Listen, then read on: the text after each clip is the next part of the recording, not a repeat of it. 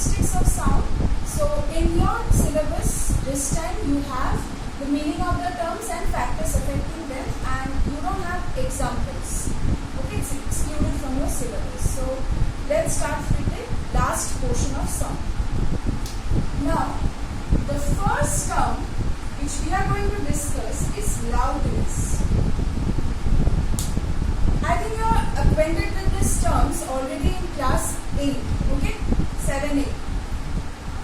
Suppose if I strike a tuning fork over a rubber pad gently and I strike a tuning fork over a rubber pad hardly, will the two sounds be same? That means will I be able to hear both the sounds in the same manner? No. We'll find the first one, we will be able to hear a very faint sound, and the second one, a loud sound. So we are saying faint, loud, on the basis of which characteristic? Loudness. So this is the characteristic of sound which differentiates between two sounds, differentiates between a loud sound and a faint sound. Okay? So we call certain sound is a loud sound or a faint sound on the basis of the characteristic loudness. Now, next is, what are the factors which affect this loudness? Okay, first one, amplitude. Now, loudness, it is directly proportional to the square of the amplitude. Okay, loudness is directly proportional to the square of the amplitude. That means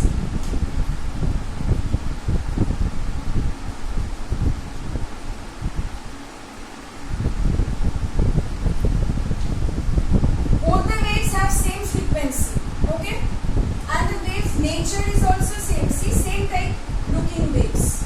Now notice the maximum displacement amplitude. This is the amplitude in this case. Which one is greater?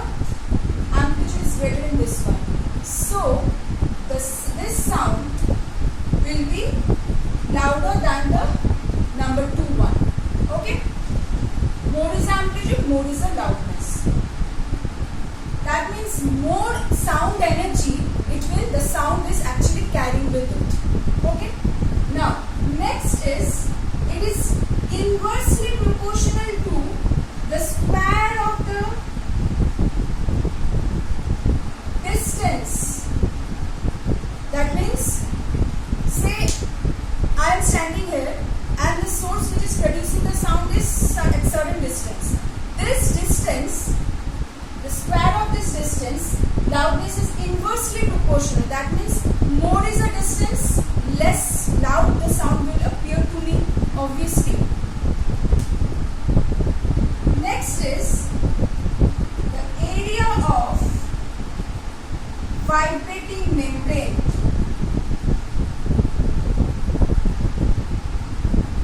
That means more is the surface area of the membrane which is vibrating, more loud the sound will appear to you. You remember the last from 7B when we were doing a tuning fork vibrating, sound which is that means the sound which it is producing originally, the vibration. If I just place the vibrating tuning fork over the table, we had a loud sound because it is setting the table into vibration, and the table has a much larger surface area than the tuning fork. So we hear the louder sound. Okay? Smaller surface area of a drum and a larger drum. Obviously the larger one will produce more loud sound. Next is the density of medium.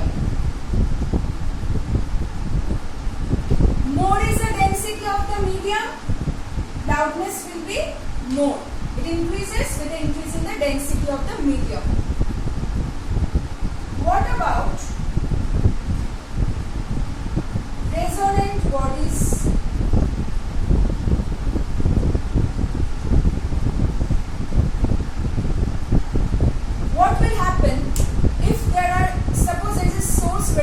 sound and you have a resonant body near it, will the sound be louder or not equal? Obviously it will be louder, because we have learned from resonance that due to resonance amplitude increases and we heard a loud sound. Due to the increased amplitude, more amount of sound energy is actually passing, so therefore we say that the sound is loud. So resonant bodies present near the source of sound will obviously then increase the loudness of the sound. Okay? So see, these are the 5 factors which affect the loudness of a sound. Now, suppose a certain sound is, I may say that a certain sound is loud to me, but that certain sound may not be loud to you, right? That means loudness, it depends on the listener, the one who is listening. Actually, that's because our ears are sensitive. Different persons, our sensitivity varies to different intensity of sounds. There comes a word, intensity. What is intensity? Intensity is nothing but, you may have heard that the sound is intense, or you may use these words together. Loudness obviously depends on the intensity. More is the intensity of sound, more is the loudness. But loudness has a subjective nature. Why subjective nature? That means it varies from one individual to another individual. A certain sound may not seem loud to you, but it may seem loud to me, right? So we call it has a subjective nature. Whereas what is intensity of sound? Intensity of sound is, say a sound energy is passing. Say there is a mic from where the sound is coming. So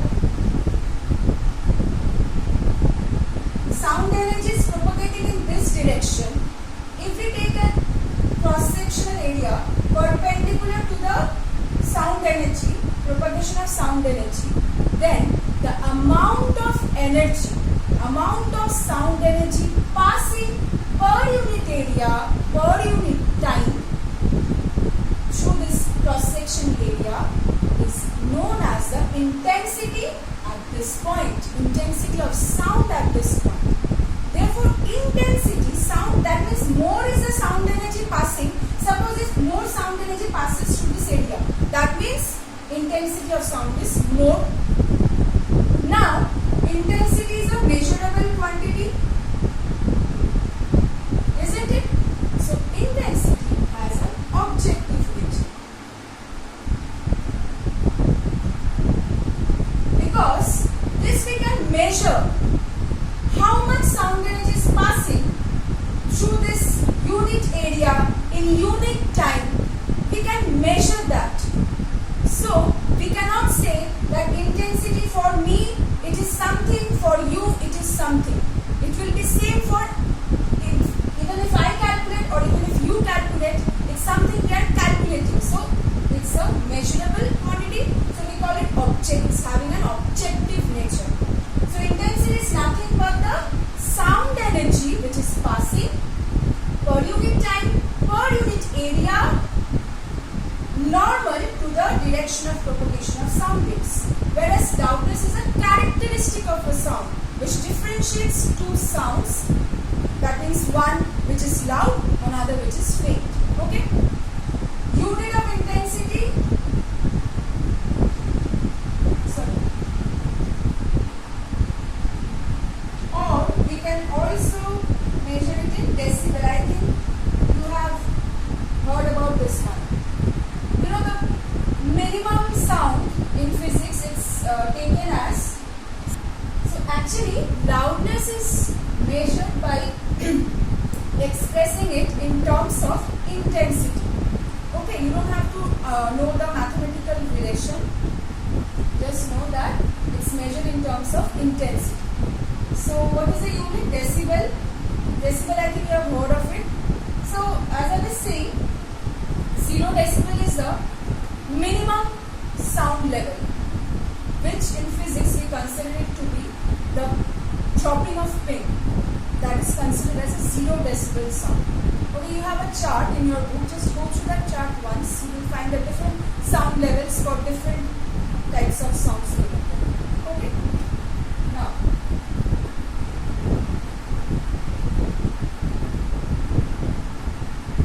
Now, suppose if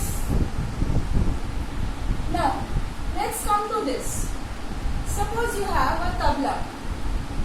Okay, tabla is playing and ankle bells. Now say both are producing sound of same loudness. Okay, loudness is same, but you can differentiate the two sounds. You will find the tabla is making a flat note. Isn't the sound is a bit flat, whereas for the ankle bells it's a bit shrill, the sound.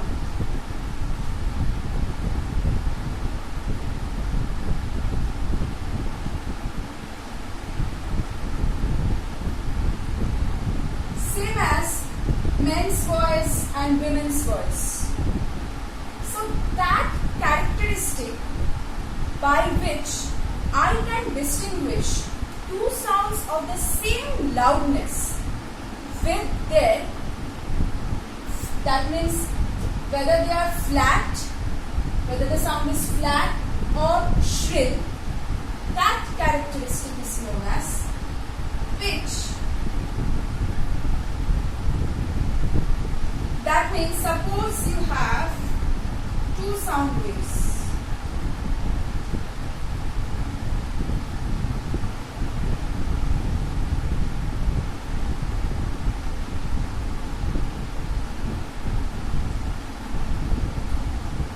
Amplitude same.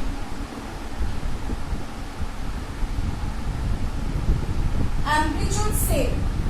That means both the sounds are of same loudness. Amplitude same means loudness is same, right? Okay. Say both the sounds are of same amplitude. What is the difference? This has got greater frequency.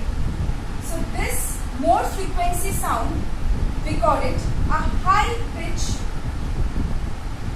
sound. Low frequency, low pitch. So this is low pitch, this is high pitch. Okay? So high pitch will produce a shriller effect. Low pitch, a flat sound. Okay? Even you can distinguish with the help of pitch two sounds produced by the same instrument. So the stringed instruments, different vibrations can be produced by varying the frequencies. You have learned in the previous chapter 7b, right? Different frequencies of vibrations, different vibrations of different frequencies can be produced. If that is so, that means the pitch will be different for the different type of sounds produced, and therefore low pitch, high pitch notes can be produced in the stringed instruments. Okay? Now again same thing, pitch has, so basically pitch depends on the, what is the factor affecting pitch? Frequency. And frequency, again the same as loudness, pitch has a subjective nature because certain sound may not seem so shrill to me which it may seem to you. Whereas frequency is a measurable quantity. Frequency depends on the source of vibration. Okay? A certain vibration has a certain frequency. So it is a measurable quantity, so it has an objective nature. Okay? Now, next let's come to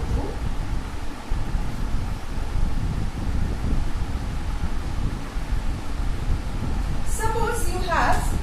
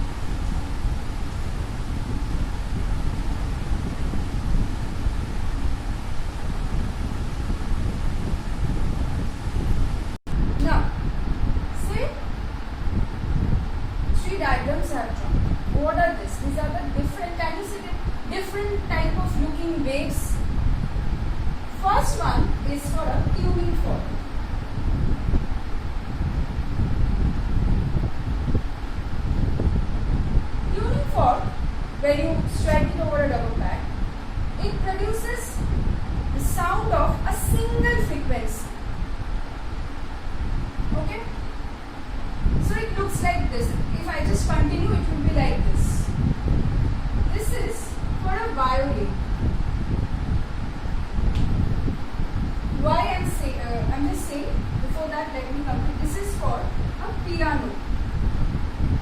You will notice that actually for most of the instruments, musical instruments, you will find that they do not produce a single type of frequency vibration. You will find with the help of violin or piano, say, you can actually produce different frequency vibrations. Obviously, and that's the reason we get to hear different types of sounds produced in violin and piano. The nature of sound produced in violin, it represents this waveform. That produced in piano, it represents this type of waveform. Okay, because it's having a lot of ups and downs in the musical vibrations. Actually, the instruments which produce sounds, those actually consist of, unlike the tuning fork which only consists of a single frequency vibration, the remaining instruments, they produce vibrations of different frequencies and amplitudes. Different frequencies and amplitudes. The frequency of the vibration with maximum amplitude is known as the, you don't have to follow the exact labeling of the diagram, just for understanding. The frequency of having the maximum amplitude, it's known as the fundamental or the primary vibration. Okay, so the frequency which is actually having the maximum amplitude and the lowest frequency,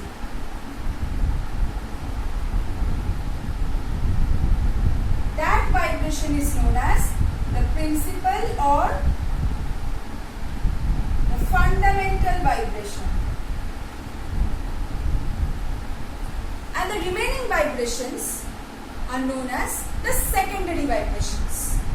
So the instruments, they actually consist of this different types of secondary and principal vibrations. That is one principal vibration and many secondary vibrations superimposed. That means combination of different types of frequency of vibrations, not a single frequency vibration. As a result, we get the different nature of wave. We call it waveforms. So what is different in this tree? The waveform is different. Because you see, loudness is same. Why? Because amplitude is same. Maximum displacement same. In the three cases, say three different musical instruments producing same loudness. The sound they are producing are of same loudness. Pitch is also same, for example. That means see, same frequency. Frequency is same for both. Three. What if there are three instruments which produce sounds of same loudness and same pitch? Then how can we differentiate the three? Then we can differentiate due to the difference in their waveform by the characteristic known as quality. Okay, this is known as quality of the characteristic of the sound, which depends on the waveform of the sound which is produced. So let's just quickly go through the different factors and the terms which we have learned. So we can differentiate two sounds of same pitch and quality with the help of loudness, because loudness will be depending on the amplitude. More is the amplitude, more is the loudness. Two sounds of same loudness coming from two different instruments, or even if from same instrument it's coming, then also we can differentiate with the help of pitch, which depends on the frequency. sounds coming from two different instruments of same loudness and pitch. That means then how can we differentiate? With the help of the quality, with that characteristic which depends on the waveform of the sound.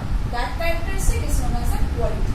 Okay, so that's all about the different terms, loudness, pitch, quality, meaning of the terms and the factors of it.